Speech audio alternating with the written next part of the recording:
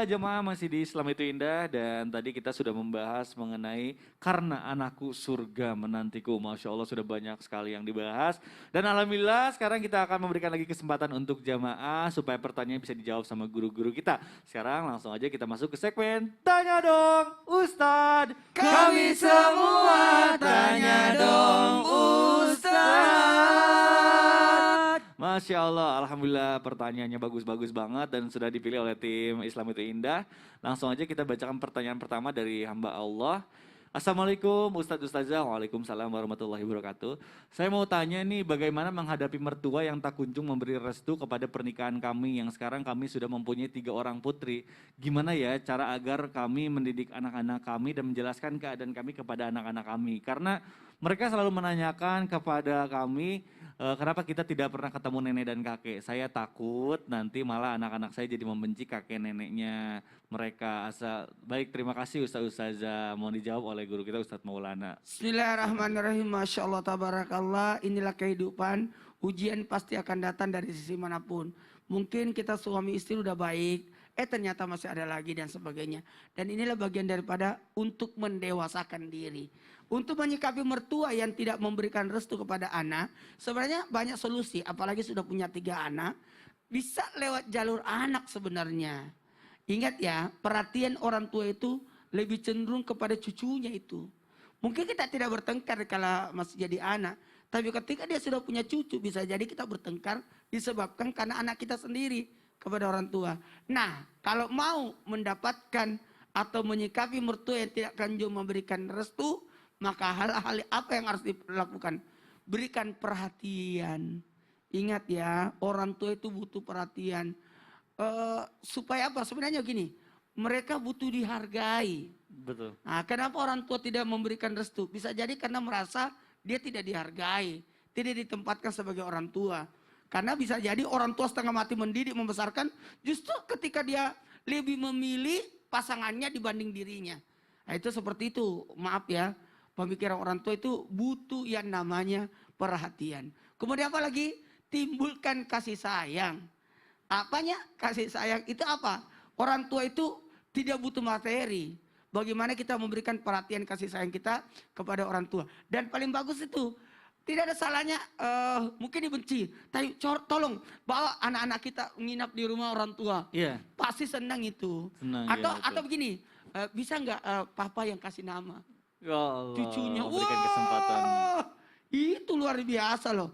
Ya. Memberi nama, menempatkan, apa katanya, enaknya.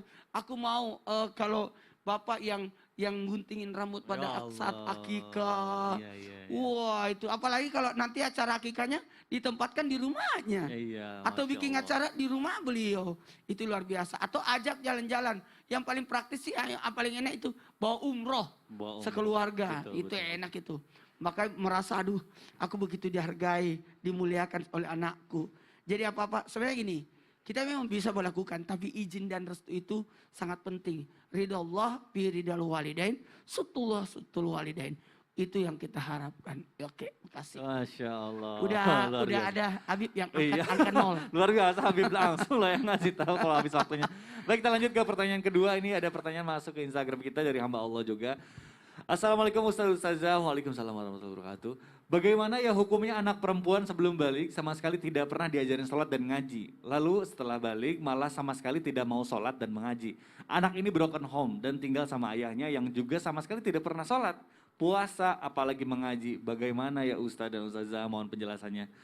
Boleh dijawab oleh guru kita Ustazah. Waalaikumsalam warahmatullahi wabarakatuh. Jadi anak itu ada fase tahapan mendidiknya ya, apalagi mengajarkan sholat. Usia 0 sampai 7 tahun itu fase permainan. Jadi kalau ngajarin sholat, ngajarin ngaji sama anak itu dengan cara-cara bermain. Alif, ba, ta, tha, jim, ha. Nah, sholatnya pun yuk ikut sholat yuk. Biar dia melihat walaupun masih bercanda dan belum serius, itu fase permainan. Usia 7 sampai 14 tahun adalah fase mereka mulai mengerti untuk diajarkan.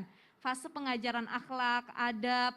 Dan di sini boleh orang tua untuk memaksa sholat. Nah kalau sudah usia 7 sampai 10 sampai 21 tahun, ya itu kan banyak yang sudah balik anak-anak ya. Maka di sini tahap pendekatannya, menyuruh ngaji dan sholatnya adalah dengan dialogis. Orang tua itu harus ngajak dialog dari hati ke hati. Karena anak yang sudah tumbuh dewasa itu biasanya susah. Nah, bagaimana kalau kejadiannya terjadi sama anak yang broken home? Dan itu dididiknya sama ayahnya, di tempat ayahnya. Ibunya kalau tahu ayahnya seperti itu, kakek neneknya kalau tahu ayahnya nggak mendidik anaknya yang baik, maka ambil hak perwaliannya. Kalau tadinya di ayah, serasa ibunya bagus mencontohkan, bisa mendidik, ambil. Kemukakan bukti-bukti bahwa ternyata dalam pengasuhan ayahnya tidak diajarkan agama sama sekali.